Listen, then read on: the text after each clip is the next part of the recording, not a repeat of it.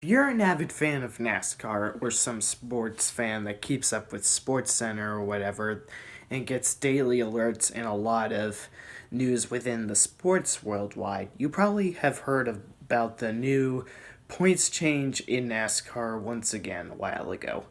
I honestly don't know where to begin with this, but all I can say is this is a huge dysfunction like the previous points change in 2014. Well, maybe not all that huge, but I'm just gonna have to wait till the season ends.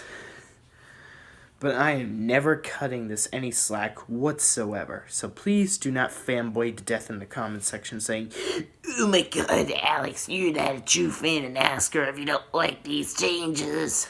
Besides, true fans criticize what they like too. A true fan isn't blindsided by their fanboyism. I've already covered this in a video of mine, and so did Rainer and Shades with this video called Don't Be a Blind Fan, Criticize What You Liked. I already talked about that, so I'm not going to repeat myself. Anyway, in this new point system, there are 3 segments, which means there are 2 mandatory cautions, which means the first part of the races will be 25% of the race, and then the next segment is 25% of the race again, and then of course the last part of it, there will be no mandatory caution, and as the rest is 50%. Each driver that will win the segment will get bonus points towards the playoff chase. The dual races will now reward you points depending where you finish. That I am not sure how I feel about. Is it really necessary so much for the big race being the first points race every year now? This means drivers have got to be more serious than ever.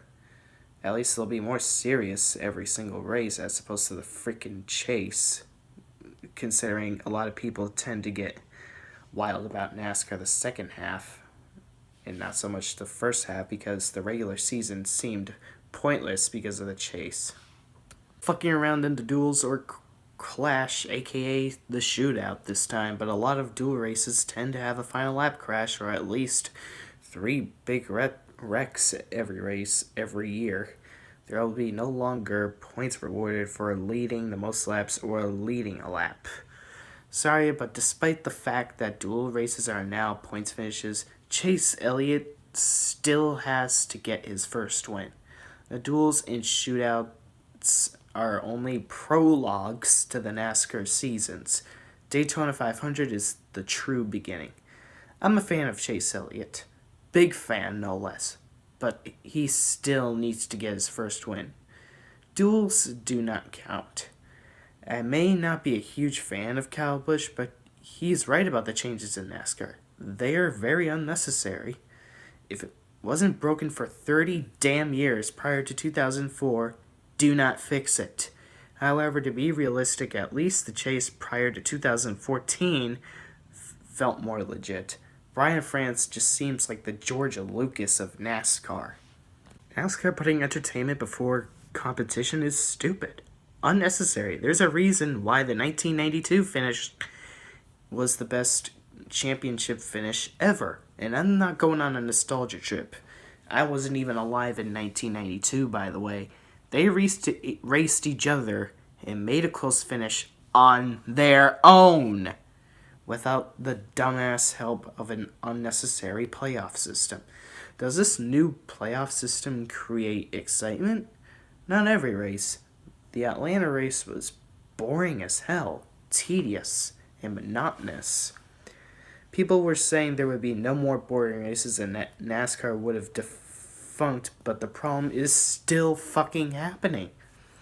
With the regular system, when it existed, the 2000 Daytona 500 and the first New Hampshire race happened.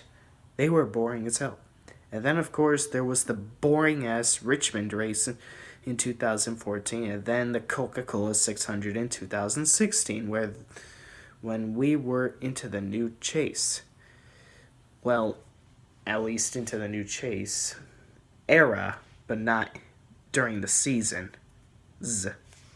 despite the new playoff system where, admittingly, it made it slightly better to make the regular season would matter, the boring domination of races still happens. This is why points racing will never be as good as it was 14 and under years ago. Because those drivers didn't need the help of a playoff system to make things exciting and interesting.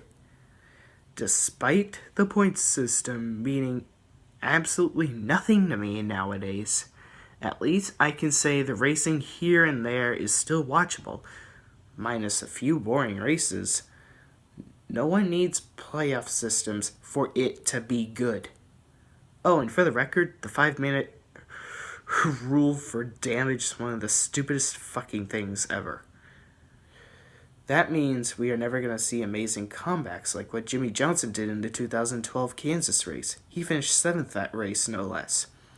And that is a huge kick in the balls to Dale Earnhardt, since he, in 1997, still finished the Daytona 500 race after he flipped over. We are no longer going to see amazing shit like that thanks to the bullshittery from NASCAR. Knowing you're not going to win the Daytona 500 isn't a reason to stop trying. We're not going to have shit like that anymore because of this stupid-ass 5-minute rule. Thanks a lot, NASCAR. Well, Alex, it would be boring if NASCAR went back to the old system where drivers have to work hard for an entire season to get the championship. Who cares? Who fucking cares about boring in terms of rewarding the champion?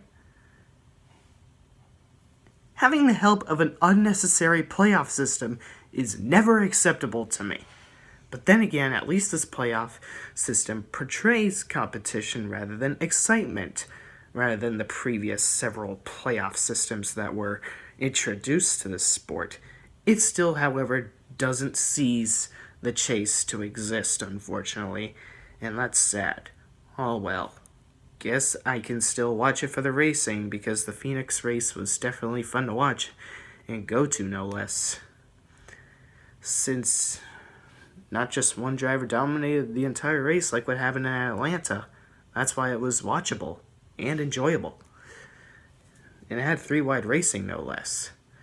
Sorry, but it doesn't matter what the point system there is. There's still going to be some boringness. But to be fair, I'm going to see what happens for the rest of the 2017 season, as already mentioned in this video, but I'm going to say it again in case it wasn't already clear enough to you people. And to the people watching this, don't pull the bullshit true fan card out of your ass like those idiot Star Wars fans do when they see that people like a film they don't like. If you are the truer fan, criticize what you like if you see flaws within it. Don't blind yourself with your fanboyism. I already said something similar to this in my If You Lose a Friend, Sometimes It's Best to Let It Go video. That's all I have for this video. Have a nice day. Space out, everyone.